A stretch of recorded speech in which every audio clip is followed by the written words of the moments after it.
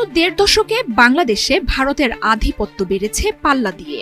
বাণিজ্য থেকে শুরু করে চিকিৎসা বা ভ্রমণ, সব ক্ষেত্রেই একচেটিয়া দাপট ছিল ভারতের।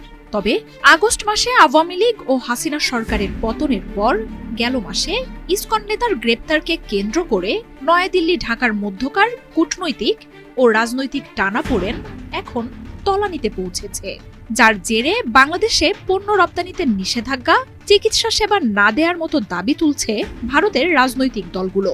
তবে সেসব রাজনৈতিক দল হয়তো কিছু তথ্য পেতে ভুল করেছে, কেননা এসব নিষেধাজ্ঞায় বাংলাদেশের চেয়ে সব দিক থেকে ভারতের ক্ষতির পাল্লাই ভারী হবে। বাংলাদেশ ভারতের মধ্যকার চলমান টানাপোড়েন এখন আর শুধু রাজনীতিতেই সীমাবদ্ধ নেই, বরং ভারতের অর্থনীতিতেও প্রভাব ফেলছে দুই দেশের সম্পর্ক। পণ্য রপ্তানিতে ভারতের শীর্ষ ১০ দেশের মধ্যে একটি বাংলাদেশ। দুই দেশের বাণিজ্য সম্পর্ক নিয়ে বিভিন্ন জরিপ, গবেষণা এবং গণমাধ্যমের খবর দিচ্ছে বিস্ময়কর তথ্য। ২০১০ সালের পর থেকে বাংলাদেশের বাজারে একচেটিয়া রাজত্ব করে গেছে ভারত। দক্ষিণ এশিয়ায় ভারত বাংলাদেশের সবচেয়ে বড় বাণিজ্য অংশীদার, তবে তাতে একচেটিয়া লাভ ছিল ভারতের। ১.৫ দশকে ভারত থেকে বাংলাদেশের পণ্য রপ্তানি বাড়লেও কমেছে বাংলাদেশ থেকে রপ্তানি। ২০০৭-৮ অর্থ বছর থেকে ২০২১-২২ অর্থ বছরের মধ্যে ভারত থেকে বাংলাদেশে আসা পণ্যের পরিমাণ ৫ গুণ বেড়েছে। ২০০৭-৮ সালে ভারত বাংলাদেশে $২.৫ বিলিয়ন বেশি পণ্য পাঠায়। ২০২১-২২ সালে যা $১৬ বিলিয়ন ছাড়িয়ে যায়। পরের ২ বছরে বিভিন্ন সময়ে অভ্যন্তরীণ বাজারের মূল্য বৃদ্ধির কারণে ভারত নিজ স্বার্থেই চাল, চিনি, গম, পেঁয়াজ সহ বেশ কিছু পণ্য রপ্তানিতে নিষেধাজ্ঞা দেয়, যার ফলে বাংলাদেশে এসব পণ্যের দাম বেড়ে যায়। ২০২৩-২৪ অর্থ বছরে বাংলাদেশে ভারতের রপ্তানি বাণিজ্যের সম্প্রসারণ ফ্রান্স, জাপান, জার্মানির মতো বিশ্বের শীর্ষ অর্থনৈতিক দেশগুলোর রপ্তানিকেও পেছনে ফেলেছে। তবে এই সময়ে বাংলাদেশ থেকে ভারতের রপ্তানি $২১৯ মিলিয়ন থেকে বেড়ে মাত্র $২ বিলিয়ন কাছাকাছি পৌঁছায়।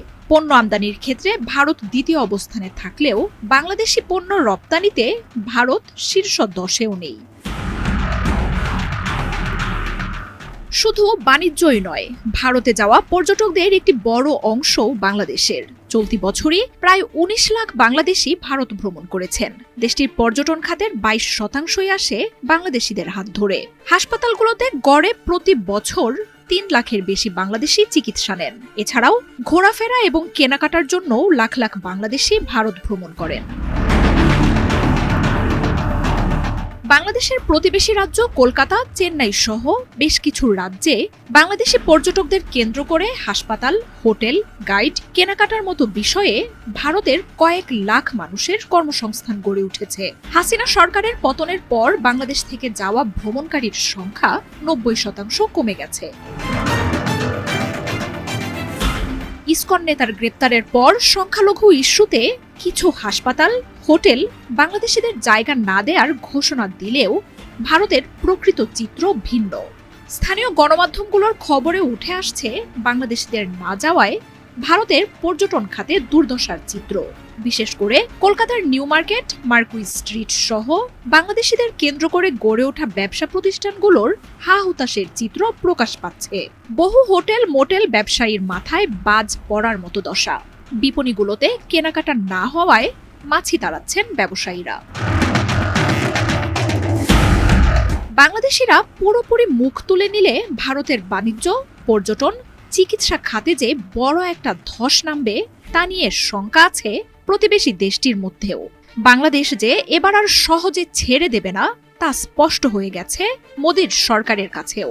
তাই গণমাধ্যমগুলো বিভ্রান্তি ছড়ানোর চেষ্টা করলেও সরকারের তরফ থেকে পিছু হটার ইঙ্গিত দিচ্ছে বিজেপির সরকার।